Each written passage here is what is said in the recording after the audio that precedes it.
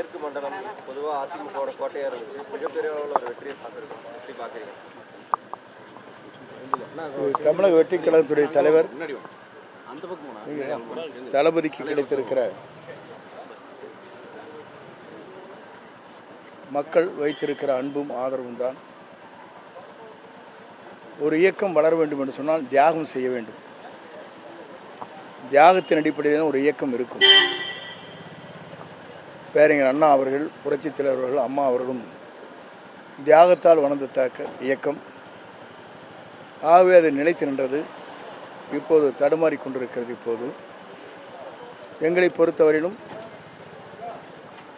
தான் என்று ஒருவன் நினைத்தால் தெய்வம் தான் என்று காட்டிவிடும். தெய்வத்தால் ஆகாது ஒன்றுமில்லை.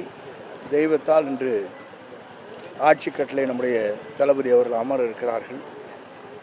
இது மக்கள் சக்தியாக மாறி இருக்கிறது. இந்தியாவிலே முதல் முறையாக ₹1 கூட செலவு செய்யாமல் முதல் தேர்தலே மாபெரும் வெற்றி என்பது இந்திய வரலாற்றில் இன்று இந்த வெற்றி என்பது ஒரு சரித்திர வரலாறாக இருக்கிறது. ஆகவே மக்கள் வாழ்த்துகிறார்கள். மக்கள் அவரை நேசிக்கிறார்கள். மக்களுக்கு அவர் இன்று உயிரென நேசிக்கின்ற மக்களுக்கு என்றும் அவர் உறுதுணையாக இருப்பார். 60 ஆண்டுகளுக்கு அப்புறமா அதிமுக, திமுக, காங்கிரஸ் இல்லாத ஒரு புது இயக்கம் வருது. புதிய அரசியல் எதிர்பார்க்கலாம்.